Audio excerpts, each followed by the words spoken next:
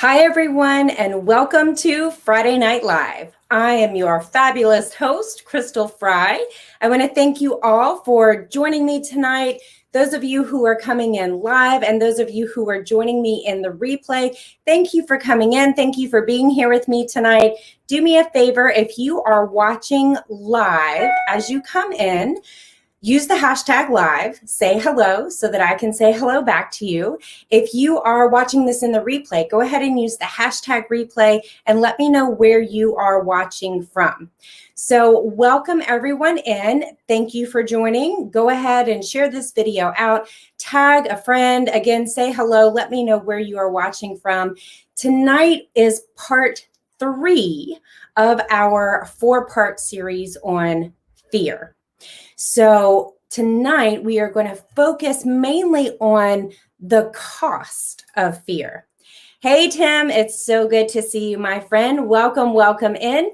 Tonight we are talking about the cost of fear, and this is part 3 of our 4-part series on fear. So for those of you who may be joining and maybe haven't seen part 1 and part 2, let me give you just a quick little recap. Do go back and watch those videos, but here's a quick little recap to get you up to speed with where we are. So tonight's discussion will make even more sense and have even more impact for you. So part 1, we discussed the anatomy of fear, right? Where it is, what it is, where it comes from. A lot of biological terms, and from a biological standpoint, like what happens when we sense fear, what triggers it, all those kind of good things. And we also talked about the 3 categories of fear. That primal fear, which is, helps keep us alive. The rational fear, things like spiders and, things that are actually dangerous to us, bears, other dangerous situations. And then also the irrational fear. So those things that we're not quite sure why we're afraid of them, right? And so that was part 1 where we talked about that. And again, as you're coming in, make sure you say hello so I can say hello back. Part 2, we discussed how to recognize the fear in your life. How does it show up? And I shared 6 specific ways that you can recognize the fear in your life. And so I popped those up on the screen here just for a quick refresh. Recognizing fear in your life, you are settling for less than you want. You're saying yes when you really mean no. You're saying no to what you really want. You are procrastinating. You're being indecisive. And you may even be using perfectionism to control your environment. So that's a quick little recap of what we talked about last week in part 2. So tonight we're going to unpack the cost of fear. What is fear really costing you? Now, before I go into my spill and talk to you about all the ways that fear is costing you, do me a favor and drop in the comments what you think fear might be costing you.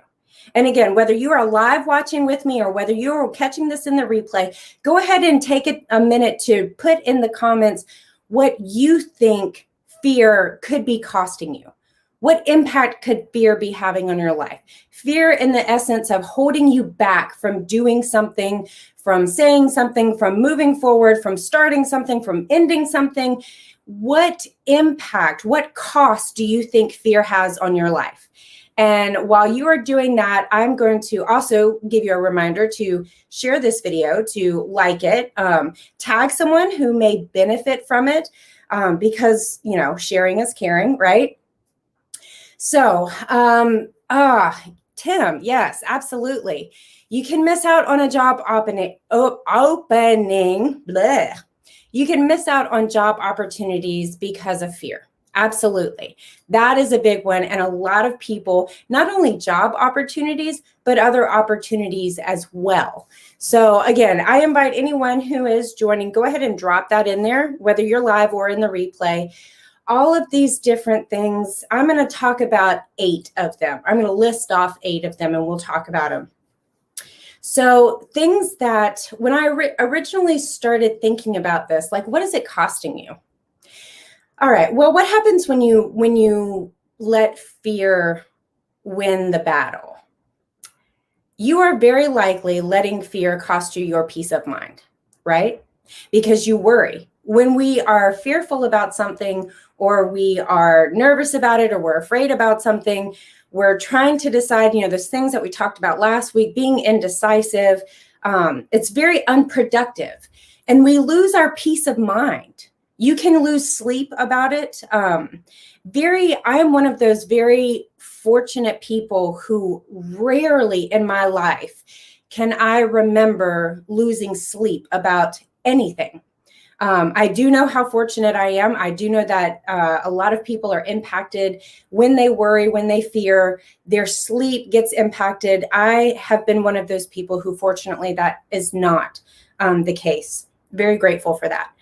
But I do know many people who suffer many sleepless nights because they are worried about something. Worry is another form of fear. Worry is fear about something that hasn't happened yet, which is a lot of the fear that we're going to talk about tonight. Simon Parsons is in the house. What is up, my friend? Thanks so much for being here. We're talking about the cost of fear tonight. So I'm going to talk about a few of them. The first one is your peace of mind. When you are in a fearful state, you are losing your peace of mind. Worry steals your peace of mind. It also steals your time. Why? Because you are spending your time being worried about something, or being fearful, being fretful, being indecisive, flipping back and forth, not being able to make up your mind because you are fearful of something. And again, it can show up in many different ways, but root cause, it's fear. Let's just get that out on the table. Root cause, it's fear.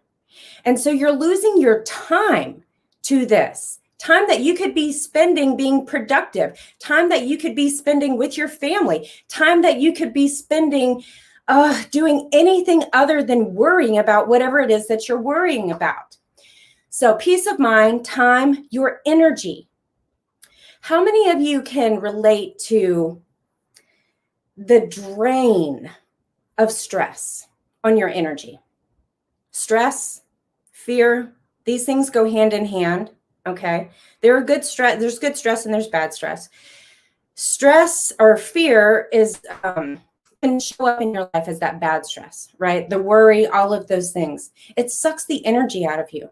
Because if you're being indecisive, if you're procrastinating, if you're worrying about something, if you're wasting your time saying yes to things that you really want to say no to, it drains your energy. It saps the life out of you.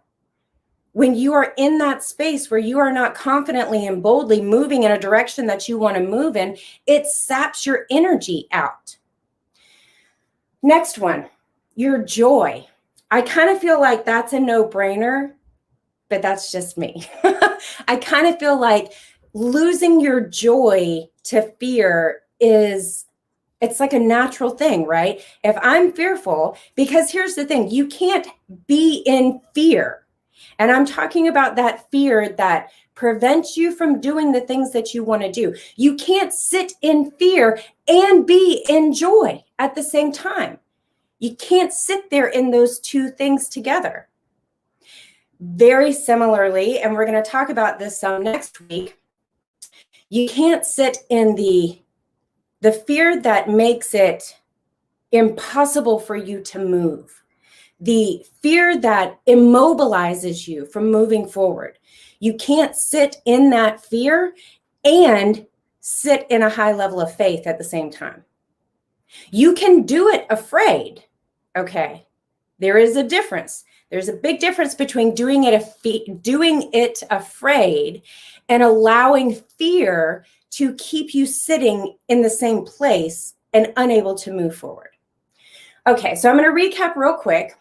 Welcome to anyone who is joining us now, and to all my watchers in the replay as well. Let me recap 4 of the 8 that I'm going to tell you about the cost of fear. 4 things that fear will cost you. We're going to talk about another 4 in just a minute. Peace of mind, time, energy, joy. I think everyone can agree with those. And I'm open if you disagree as well. I'm open to having that discussion. But I'm using this from research that I've done and from my own personal experience. So the next 4. Fulfillment. How does fear steal your fulfillment?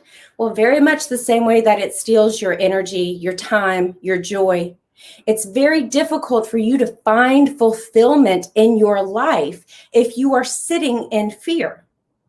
Because if you are sitting in fear, just like all those things we talked about last week, you're not moving forward. You're stuck. You're stagnant. Or in some cases, you're moving backwards. You know, maybe you've gotten to a certain point and now you've reached a wall and it's fearful. You're in a fearful place. You may start to backpedal. Again, I can talk about this from my own experience because I've done it. I've done it recently. You guys, fear is not something that ever goes away. Spoiler alert for next week, but fear is not something that ever goes away. We will always have it. It's a matter of how we manage it.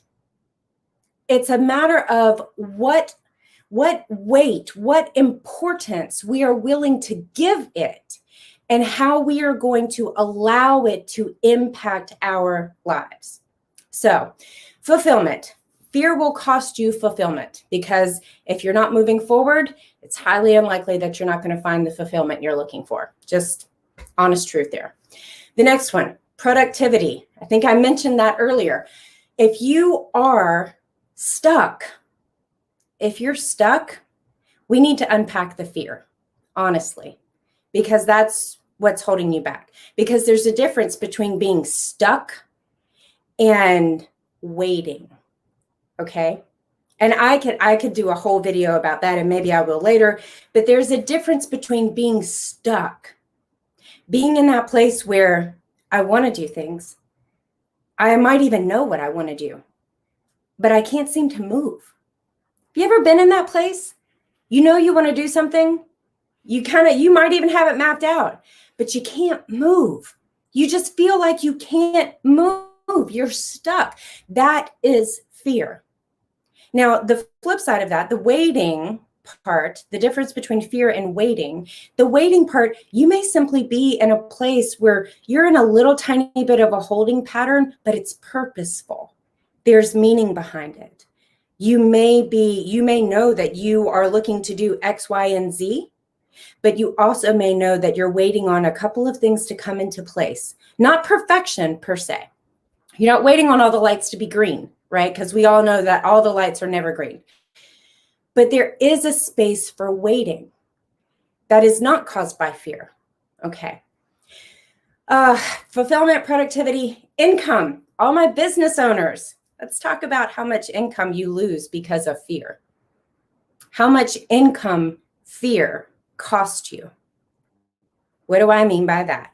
Well, again, I'm going to speak, you guys, full transparency, because you guys know I love to be transparent with you. I am so focused. The reason I decided I needed to do this 4-part series on fear is because I need this right now in my life just as much as I know other people need it in theirs. So I am speaking to myself and from my own personal experience just as much as I'm speaking to you on this. So let's talk about how fear costs you income. If you are fearful, any business that you have requires some measure of sales, right?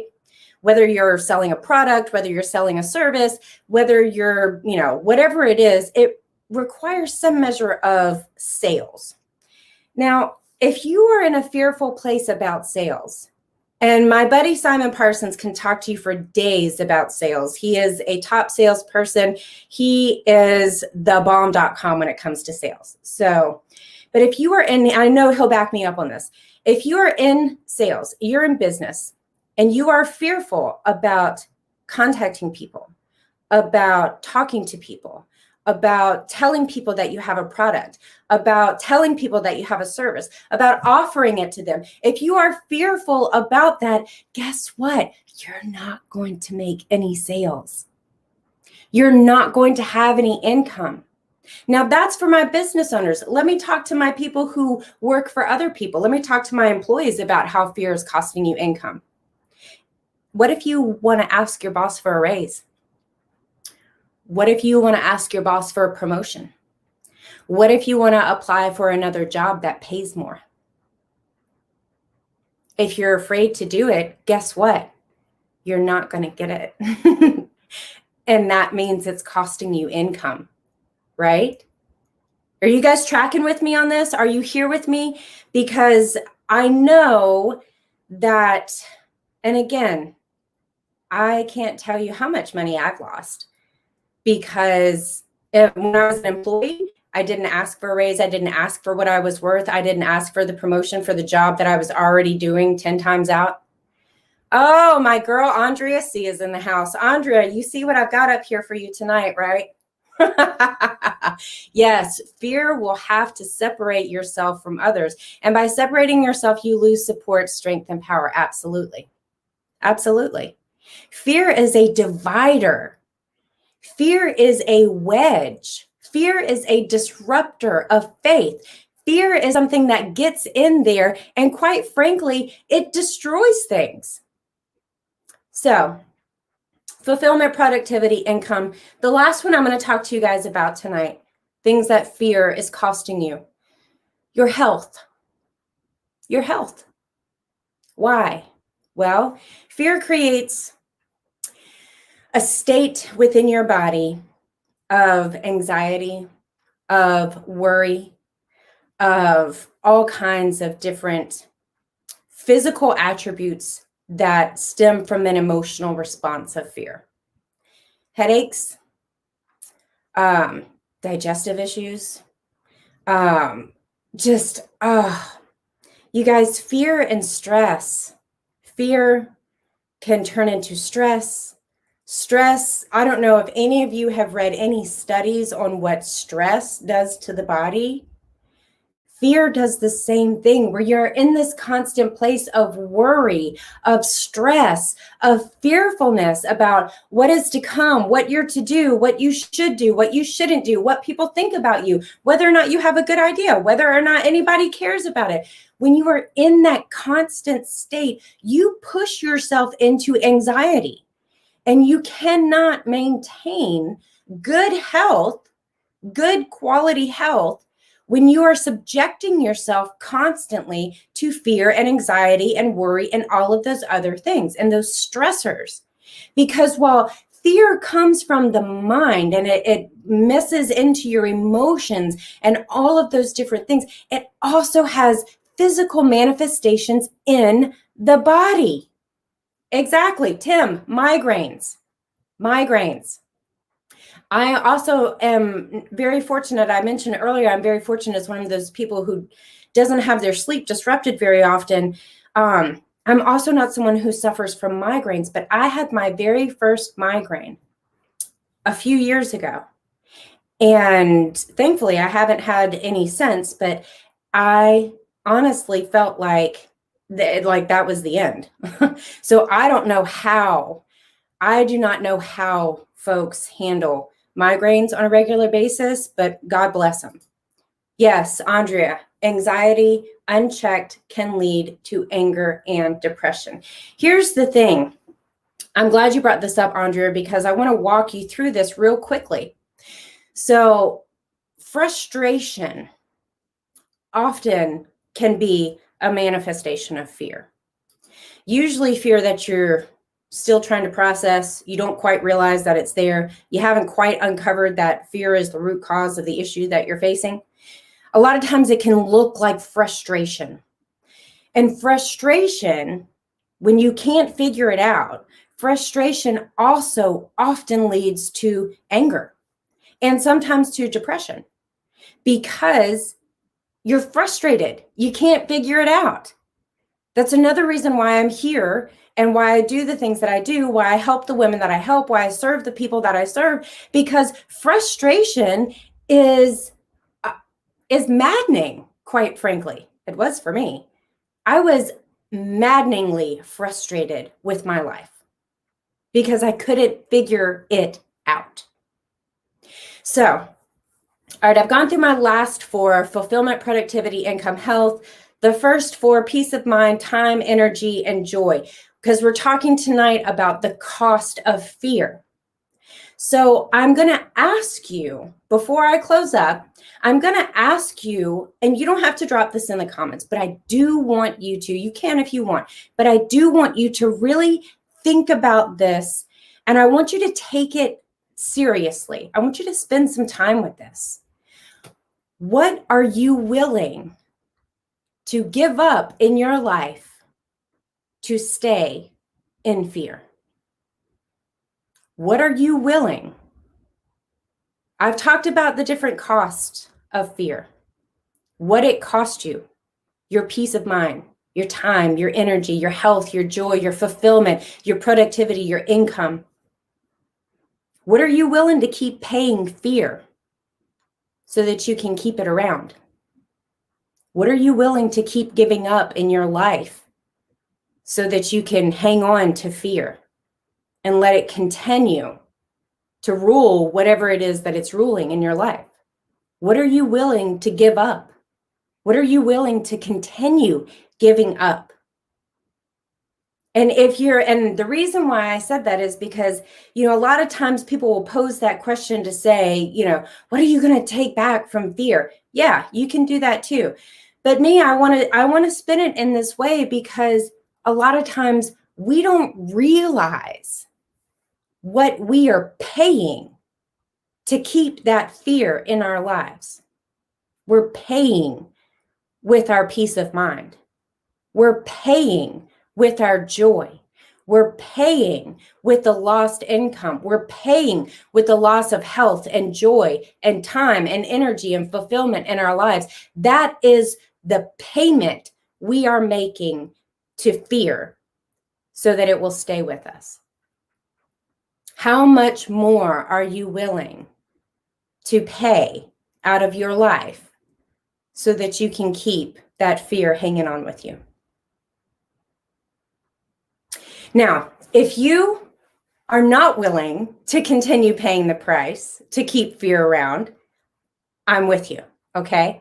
And I want to make sure that you stick around for next week's episode, or that you come back for next week, because next week, that's what we're going to talk about. We're going to wrap this series up as we're talking about casting out fear. We're going to wrap the series up with casting out fear. Right? Because we've talked about what it is, where it comes from. We've talked about how to see it in your life. Tonight, we talked about what it's costing you. So now our next step is, how do we overcome it? How do we cast out fear so that it can stop costing us, so that we can stop paying with our time and our energy and all of those things? So that's what we're going to talk about next week. So as I wrap up and close, again, I want to thank you for being here with me tonight, whether you were here with me live or whether you are watching in the replay. As always, thank you so much. I appreciate you from the bottom of my heart spending your time here with me. It is my joy, my pleasure, my honor to spend my time here with you here on Friday night. And so make sure you tag a friend, share the video, like it, all those kind of good things. And I hope you have a fabulous weekend, and I will see you all again real soon. Take care.